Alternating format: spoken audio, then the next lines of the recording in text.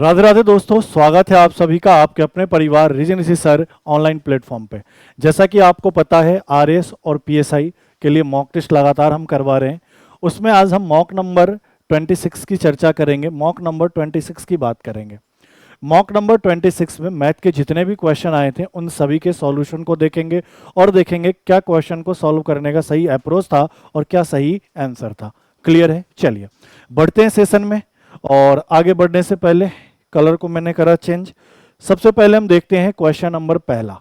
जो mock number 26 है उसमें क्वेश्चन नंबर पहला अपना क्या था, तो परसेंटेज से एक बहुत आसान सा क्वेश्चन है। क्वेश्चन को देखो, पढ़ते हैं। क्वेश्चन क्या कह रहा है, एक कंपनी में 35% कर्मचारी किसके हैं? विज्ञान के हैं। तो आपने ऐसे कहा, विज्ञान को मैंने एस लिख दिया, साइंस को मैंने कहा साइंस वाले कितने हैं सर? 35%। फिर क्या कह रहा है, और 1/5 कला वाले हैं। कला का मतलब आर्ट्स, और 1/5 का आपको परसेंटेज वैल्यू पता है 20। तो मैं आपसे पूछूं कि आर्ट्स वाले कितने हैं, तो आपने कहा एक कंपनी में आर्ट्स वाले 20%। कैसे? तो सर इस 1/5 का मतलब 20% होता है। और साइंस वाले कितने हैं सर? 35% है। फिर क्या कह रहा, बाकी या तो निरक्षर है या फिर क्या है सर? वाणिज्य वाले हैं। जो बच गए, बताओ ये टोटल कितने हो गए सर? 55% हो गए। हाँ या ना?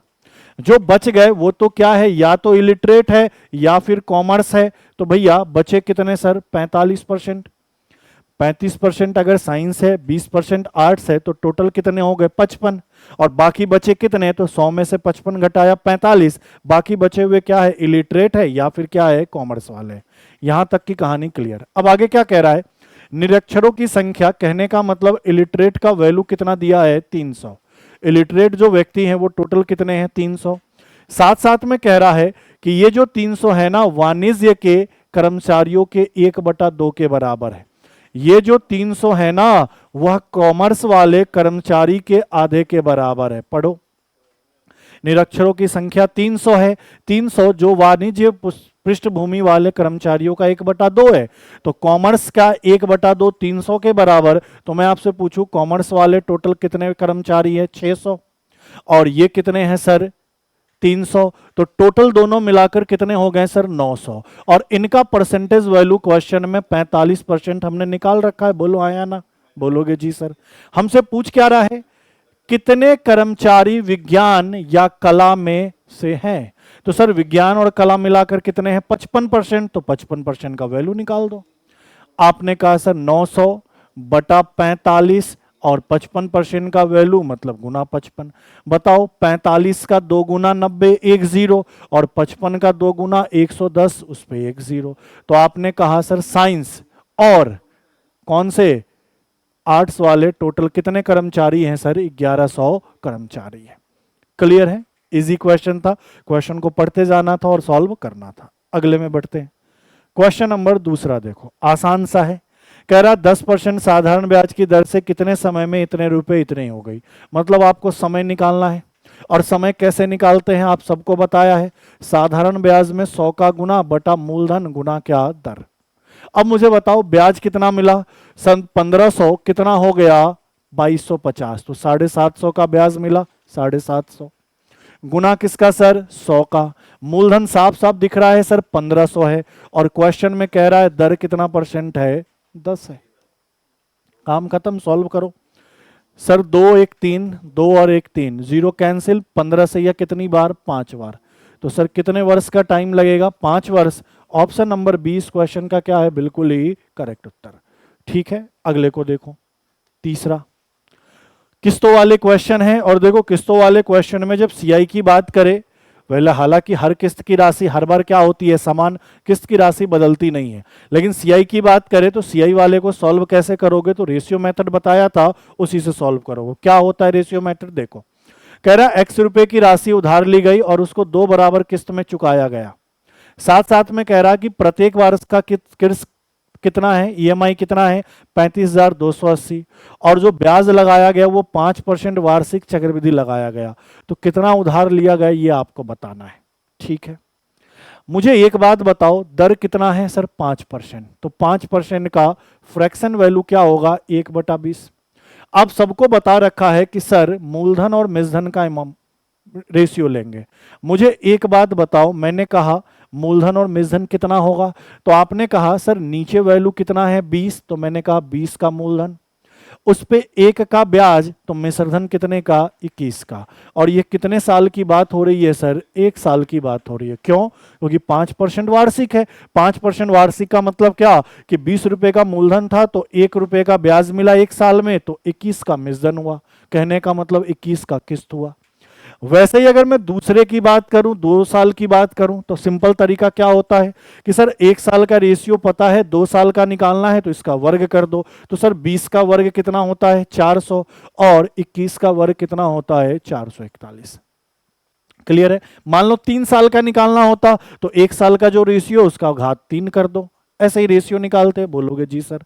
अब मुझे बताओ, 2 किस्तों में ही तो लौट आया है, कह रहा है ना 2 बराबर किस्तों में लौट आया है।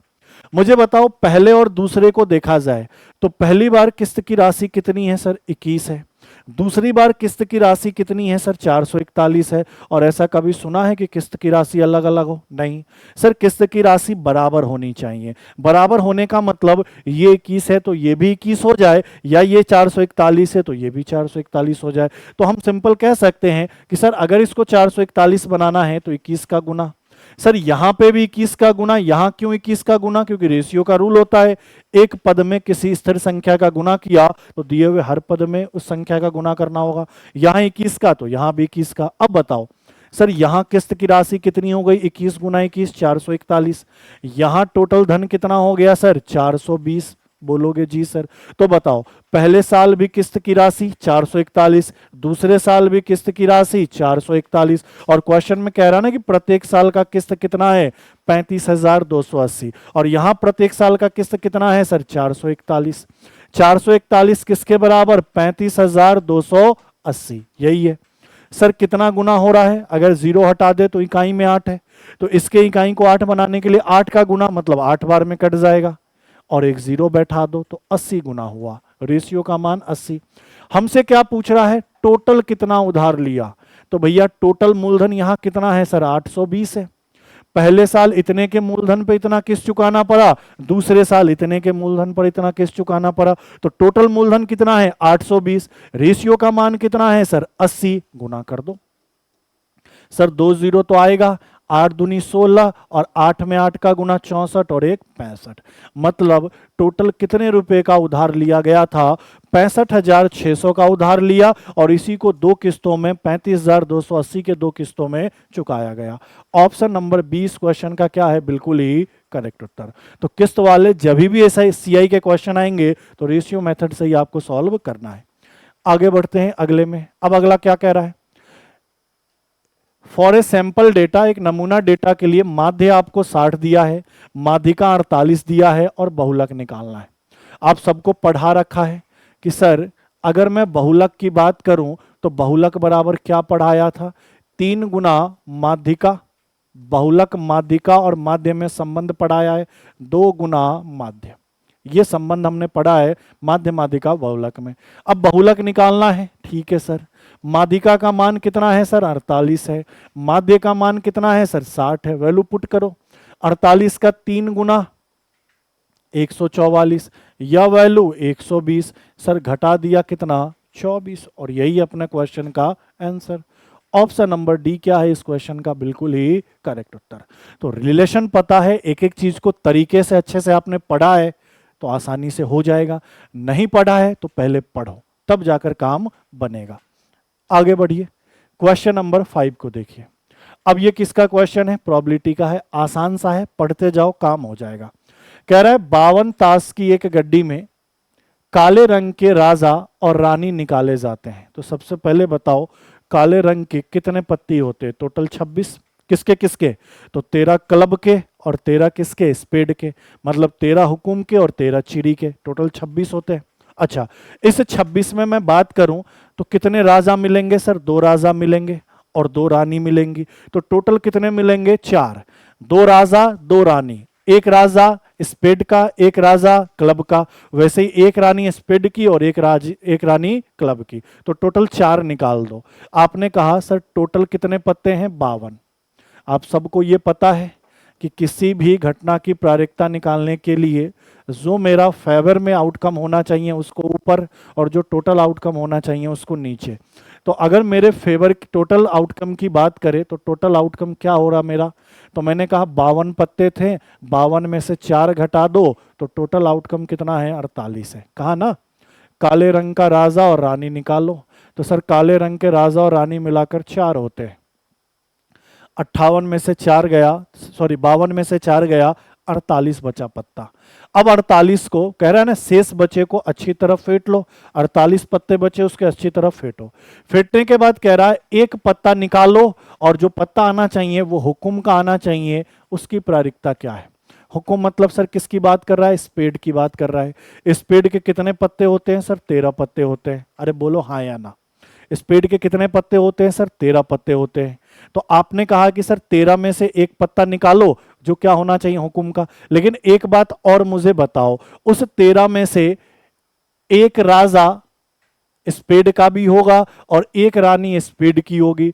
तो मैं आपसे पूछूं फेवरेबल आउटकम क्या है, तो सर हुकुम के थोड़ा टोटल 13 पत्ते होते हैं, जिसमें से एक राजा एक रानी अगर निकाल दूं तो बचेंगे कितने, 11। इस 11 में से एक पत्ता निकालूं तो मेरे को किसका मिलना चाहिए, हुकुम का। तो 11C1 11 होगा, 48C1 48 होगा। तो डायरेक्ट अगर मैं प्रोबेबिलिटी निकाल दूं तो मैं ऐसा कह सकता हूं 11C1, 11 में से एक पत्ता हुकुम का, टोटल कितने में से, 48 में से एक पत्ता। तो आपने कहा सर 11 बटा कितना, 48। 11 बटा 48 इस क्वेश्चन का क्या होगा, करेक्ट उत्तर। और ध्यान रखना NC1 N ही होता है, ये वाली बात आपको बता भी रखी है। ठीक है, चलो अगले को देखो। छठा कह रहा है इसको 7 से भाग देने पर शेषफल क्या आएगा बताओ। अब देखो आपके दिमाग में ऐसा चल रहा है सर 2 का पावर 24 है, -1 है और इसमें 7 का भाग लगाकर हमको शेषफल बताना है। तो क्या 2 का पावर 24 निकालना पड़ेगा फिर 1 घटाकर 7 का भाग लगाना पड़ेगा, नहीं ऐसे नहीं करते। कैसे करते तो ध्यान देना, हमेशा जब भी भाग लगाकर रिमाइंडर निकालने की बात आती है तो 2 बातों का ध्यान देता। पहली बात, अगर मैंने कहा कि 3 में 4 का भाग लगाओ तो 3 छोटा है 4 से, तो सर भाग नहीं लगेगा, यही मेरा रिमाइंडर होता है।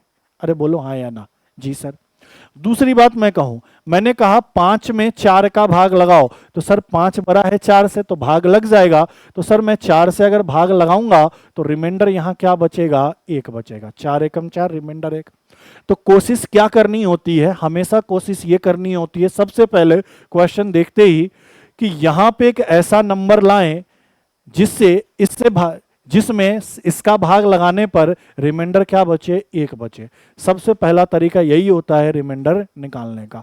तो मैं ऐसे सोचूंगा अगर यहां 2 है, 2 में 7 का भाग लगाऊंगा तो रिमाइंडर 2 आएगा।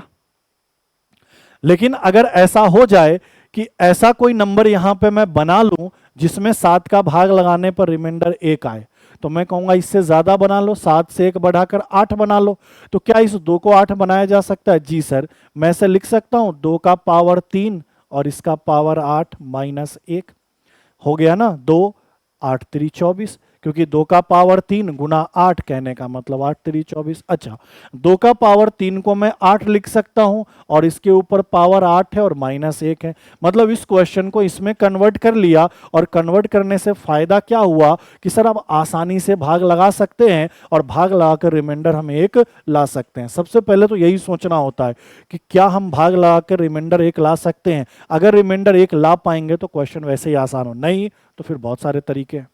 तो आपने कहा कि सर अब मेरे पास क्वेश्चन क्या बना, इसके जगह इसको सॉल्व कर लेते हैं।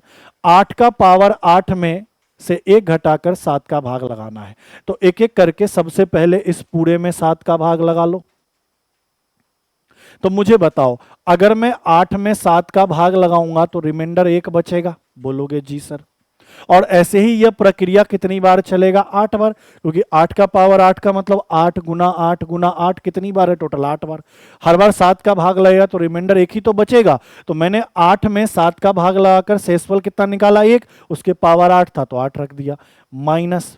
मैं अगर इस 1 में 7 का भाग लगाऊंगा, मुझे बताओ तो रिमाइंडर 1 ही तो होगा। अरे बोलो हाँ या ना, क्योंकि जब छोटा हो जाता है तो ऊपर वाला ही रिमाइंडर, तो आपने कहा 1।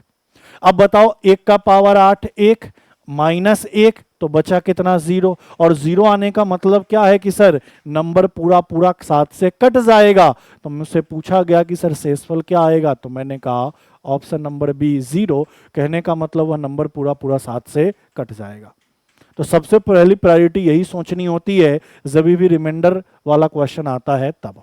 अगले को देखो क्या कह रहा है, 3 मीटर भुजा वाला एक वर्गाकार कार्डबोर्ड है। तो सबसे पहले वर्गाकार, तो वर्ग बना लो भाई।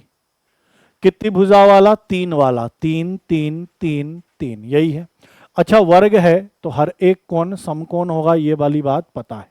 अच्छा इसका विकर्ण क्या होता है, तो आपने पढ़ रखा है रूट अंडर, वर्ग का विकर्ण क्या होता है, भुजा गुना रूट अंडर 2, यही तो पढ़ा है। वर्ग का विकर्ण सब आपको पढ़ाए रखा है, क्या होता है सर, रूट अंडर 2 गुना भुजा। तो अगर मुझे इसका विकर्ण निकालना होता तो मैं कहता भुजा 3 है, 3 ले लिया, और रूट अंडर 2, 3 रूट 2 क्या हो गया इसका विकर्ण, ये मैंने निकाल लिया। अब आगे क्या कह रहा है, वर्गाकार कार्डबोर्ड को उसके एक विकर्ण से मोड़ दो, मतलब ये जो विकर्ण है इससे मोड़ दो, मोड़ने पे ये ऐसा बन जाएगा क्या भाई, बताओ, 3 3 3 रूट 2, मोड़ दिया इसको, इस तरीके से मोड़ दिया। ये विकर्ण था, इस विकर्ण से इसको मोड़ के ऐसा बना दिया, ठीक है। अब कहने पे मोड़कर आपने त्रिभुज बनाया, त्रिभुज बनाने पर उस त्रिभुज की ऊंचाई निकालो। अरे सर ये 90 डिग्री चल रहा है, यहां से यहां मुझे ये ऊंचाई निकालनी है, हाइट। नाम दे देता हूं ए बी, और इसका नाम क्या दे देता हूं सी, इसका नाम डी दे देता हूं, ठीक है। ये नाम दे दो ए बी सी डी, ठीक है। ये हो गया, मतलब ये वाला मान मुझे निकाल कर लाना है। अब मुझे एक बात आराम से बताओ कि सर अगर ये एक समकोण त्रिभुज है, ए बी डी एक समकोण त्रिभुज है, और ए बी डी एक समद्विबाहु त्रिभुज भी है। समद्विबाहु कैसे, सर ये वाला भुजा बराबर है, जी सर बराबर है। अगर ये दोनों भुजा बराबर है और ये एक भुजा अलग है तो सर ये समद्विबाहु हो गया, जी सर। समकोण कैसे, सर ये वाला कोण 90 डिग्री है, ये 3 है, ये 3 है, और ये इसका कर्ण है, तो ये समकोण भी है, ये समद्विबाहु भी है, ये वाली बात क्लियर होगी। अच्छा समद्विबाहु होगा तो यहां से यहां जो ऊंचाई डलेगा, मान लो इस पॉइंट का नाम मैं ओ दे देता हूं, तो इस पूरी भुजा को 2 बराबर भागों में बांटेगा क्या, इस पूरी भुजा को 2 बराबर भागों में बांटेगा क्या, क्योंकि अगर कोई समद्विबाहु त्रिभुज होता है, यहां से यहां जब मैं ऊंचाई डालता हूं तो इस पर 90 डिग्री भी होता है, और इस पूरी भुजा को, इस तीसरी वाली भुजा को 2 बराबर भागों में बांटता है। ये वाला रूल भी आपको पता है। अब ओवरऑल ये सारी जानकारी हमें होने के बाद निकालना क्या है, ये हाइट। मुझे एक बात बताओ, अगर समकोण त्रिभुज है तो क्षेत्रफल क्या होगा, 1/2 गुना ऊंचाई और गुना आधार, तो ऊंचाई भी 3 और आधार भी 3 बराबर। अगर ये समद्विबाहु त्रिभुज है, अगर ये समद्विबाहु त्रिभुज है तो इसका एरिया ऐसा भी तो हो सकता है 1/2 गुना क्या आधार, और पूरा आधार कितना है सर 3√2 है, और गुना क्या इसकी ऊंचाई क्या है h, इसका एरिया मैं इससे निकालूं इन दोनों का गुना आधा तब भी वही होगा, और इसका एरिया इतना गुना इतने का आधा निकालूं तब भी वही होगा। बस अब सॉल्व कर लो, आंसर आ गया। सर 1/2 से 1/2 कट गया, सर ये 3 से ये 3 कट गया, तो h का मान क्या आएगा 3/√2, और यही हमसे पूछ रहा था। ऑप्शन नंबर ए क्वेश्चन का बिल्कुल करेक्ट उत्तर, ठीक है। चलिए अगले क्वेश्चन को देखिए, क्वेश्चन नंबर 8। अब क्या कह रहा है, x varies directly as y, मतलब कह रहा है x y के समानुपात में है, डायरेक्ट प्रोपोर्शन है, x y के डायरेक्ट समानुपात में है, ठीक है। आपको पता होगा जब भी समानुपात का चिन्ह हटाते हैं और बराबर लगाना चाहें तो कोई कांस्टेंट वैल्यू से गुना करना होता है। तो मान लिया मैंने कोई कांस्टेंट वैल्यू k है, उससे गुना करना है। ओवरऑल जो संबंध दिया है यहां से यहां तक के लाइन का, वह यह दिया है कि x प्रोपोर्शन किसके है, x डायरेक्ट समानुपात में किसके है, y से, और जैसे ये समानुपात का चिन्ह हटाओगे बराबर लगाओगे तो कोई कांस्टेंट वैल्यू मान लो k का गुना कर दो। तो ओवरऑल आपको रिलेशन ये दिया है कि x बराबर k गुना y। अब आगे क्या कह रहा है, यदि x का मान 45 हो और y का मान 9 हो, तो सर इस पहले वाले केस में कह रहा है कि x का मान 45 हो और y का मान क्या हो, 9 हो, तो k का मान 5 आ जाएगा क्या, बोलो। 9 से ये 5 बार में कट जाएगा। पहले केस से हमने k का मान निकाल लिया, ये केस नंबर फर्स्ट था, केस नंबर फर्स्ट से हमने k का मान निकाल लिया। आगे क्या कह रहा है, what is the value of x, x का मान क्या होगा यदि y का मान 50 है। तो दूसरा केस क्या कह रहा है, x का मान निकाल लो, रिलेशन तो यही है, यदि y का मान कितना है, 50 है, तो सर y का मान 50 रख दिया। अच्छा k का मान हमने पहले ही 5 निकाल रखा है, तो सर x का मान कितना हो जाएगा, 250। काम खत्म। ऑप्शन नंबर डी इस क्वेश्चन का क्या है, बिल्कुल ही करेक्ट उत्तर। क्लियर है। चलिए अगले को देखिए, क्वेश्चन नंबर 9। अब ये थोड़ा सा क्वेश्चन है, कैलकुलेशन करना पड़ेगा। क्वेश्चन क्या कह रहा है, पढ़ो। कह रहा है एक महिला ने 3:4:5 के अनुपात में 3 शेयर में टोटल इतना निवेश किया। टोटल उसके पास 27,600 थे, वो 3 शेयर में, 3 स्टॉक में इन्वेस्ट की, और कौन कौन से रेशियो में, 3, 4, 5 में। तो सबसे पहले तो यही निकाल लेते हैं कि 3, 4, 5 में इन्वेस्ट की, टोटल कितना सर, 27,600। तो सर ये टोटल कितना होगा, 5, 4, 9, 3, 12, और इस 12 का वैल्यू दिया है 27,600। बताओ 12 दूना 24 और 12 तिया 36, 2300 बार में कट जाएगा। तो मैं यहां से ये पता कर लूं कि पहले वाले स्टॉक में कितना इन्वेस्ट किया, तो आपने कहा 3 गुना 2300, 6900। दूसरे वाले स्टॉक में कितना इन्वेस्ट किया, तो 23 गुना 4, 4 तिया 12, 4 दूनी 8 और 1 9, 9200।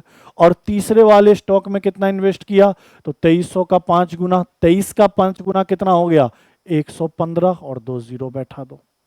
मतलब इस 27,600 में पहले वाले स्टॉक में 6,900, दूसरे वाले स्टॉक में 9,200 और तीसरे वाले स्टॉक में 11,500 का इन्वेस्टमेंट है। अब आगे क्या कह रहा है, जो उस वर्ष के निवेश पर क्रमशः 20%, 15% और 5% का लाभांश देता है, तो लाभांश कितना है। मतलब क्या है, पहले वाले पर 20% का प्रॉफिट है, लिख रखा है, दूसरे वाले पर 15% का प्रॉफिट है, प्लस लिख रहा हूं मतलब प्रॉफिट में जा रहा है, और तीसरे वाले पे 5% का प्रॉफिट है। तो इन सभी प्रॉफिट को जोड़कर आपको आंसर बताना है, इतना सा काम करना है क्वेश्चन में, कर लो। सर 10% 690, तो 20% 690 का 2 गुना, 138 पे 1 जीरो, नहीं 69 का 2 गुना 138, 1 जीरो।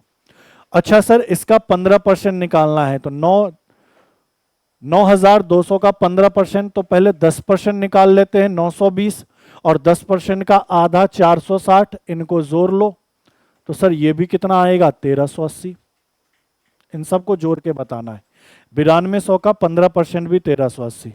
अब 11,500 का 5% निकालना है, तो पहले 10% निकाल लो, 1150, और उसका आधा कर दो, तो 2 पंचे 10, 2 सत्ते 14 और 2 पंचे 10, 575। अब मुझे एक बात बताओ, यहां पे ये सब लाभ मिल गया, पहले स्टॉक से इतना, दूसरे से इतना, तीसरे से इतना, सबको जोड़ना है, जोड़ दो। जोड़ोगे तो लास्ट में 5 आएगा। अच्छा 5 वाला ऑप्शन तो बहुत सारा है, तब पूरा जोड़ ही लो फिर तो। 8, 8, 16, और 16 में अगर मैंने 7 जोड़ दिया तो 23, लास्ट में 3 किसके, अच्छा 2 दाई में, यहां भी 3 है, यहां पूरा जोड़ना पड़ेगा।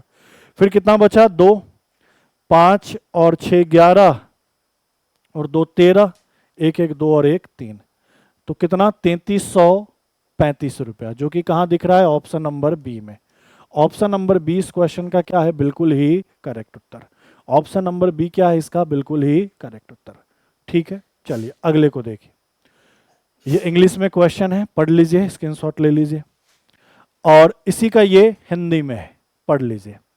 क्वेश्चन क्या कह रहा है, सबसे पहले ये पढ़ना जरूरी है। क्वेश्चन ये कह रहा है 3 कैटेगरी है, 20 वर्ष से कम वाला, एक कैटेगरी है 20 से 40 वर्ष के बीच में, और एक कैटेगरी है 40 वर्ष से अधिक वाले। एक तो 20 वर्ष से कम वाले लोग हैं, दूसरे लोग कैसे हैं, जिनकी एज 20 से 40 के बीच में है, और तीसरे कैसे हैं, जिनकी एज 40 से ऊपर है। ये 3 कैटेगरी है, और इन्हीं 3 कैटेगरी का ये डेटा यहां पे दिया है। अब देखो क्या डेटा दिया है, 20 से कम वाले टोटल 60% है। 20 से कम वाले टोटल कितने परसेंट है सर? 60% है। देखो यहां पे 40 से ज्यादा वाले 20% है और यहां पे 20 से 40 वाले टोटल कितने हैं? 20% है। ये डेटा हमें दिया है, 20% है ये डेटा, इसके रिगार्डिंग हमें दिया है। अब क्या कह रहा है? दिए गए आंकड़े व्यवसाय स्थापित करने के लिए चीन जाने वाले लोगों के देशवार आयुवार वितरण को दर्शाता है। मतलब चीन लोग जा रहे हैं, उनका डेटा दिया हुआ है। अब हमें क्वेश्चन क्या कह रहा है, ये पढ़ो यहां से यहां तक। कह रहा है यदि किसी दिए गए वर्ष में, किसी वर्ष में 5 लाख लोग चीन गए, टोटल कितने लाख लोग चीन गए? 5 लाख लोग क्या गए? चीन गए। तो आपको बताना है 20 से 40 वर्ष के आयु वाले अमेरिके वाले, अमेरिकियों और 20 वर्ष से कम आयु वाले वर्ग के रूसियों की संख्या का चीन वाले लोगों की संख्या से अनुपात क्या है? मतलब ये 5 लाख लोग चीन गए, ठीक है, अच्छी बात है।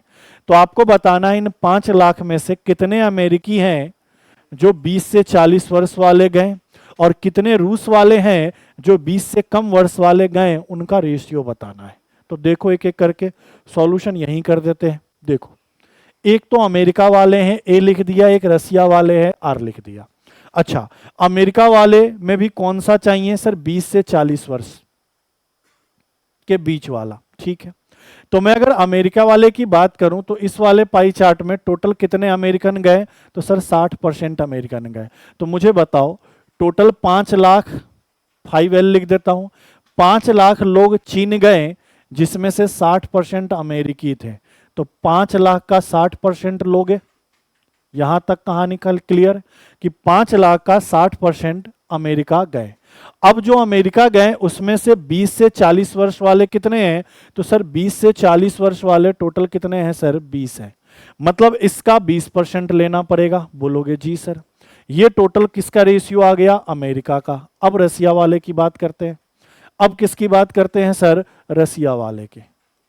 मुझे बताओ टोटल कितने लोग चीन गए? 5 लाख। 5 लाख में से रसिया कितने लोग गए? तो 5%। तो आपने कहा सर 5 लाख का 5% रसियन लोग चीन गए। लेकिन हमें भी वैसे रसियन चाहिए जिनकी एज 20 से क्या है? कम है। और 20 से कम वाले का डेटा कितना है सर? 20 से कम वाले का डेटा 60 है। तो सर इसका 60%। कहानी खत्म। अब इनको सॉल्व कर लेंगे, आंसर आ गया। मुझे बताओ सर ये 5 लाख तो वैसे ही कट गया, 60% आपस में कट गया, इधर बचा 20, इधर बचा 5, तो 5 से परसेंट कट गया। 5 से इसको काट दो कितनी बार? 4 बार। तो अमेरिका जाने वालों का रेशियो 4, रसिया वाले का 1। ऑप्शन नंबर ए क्या है इसका? बिल्कुल ही सही उत्तर। क्वेश्चन को पढ़ना था, डेटा को अच्छे से रीड किया तो टाइम नहीं लगेगा सॉल्यूशन में। तो ये अपने मॉक नंबर 26 का क्या था? कंप्लीट सॉल्यूशन था। मिलते हैं आपसे अगली सेशन में। आज के लिए इतना ही। थैंक यू, धन्यवाद।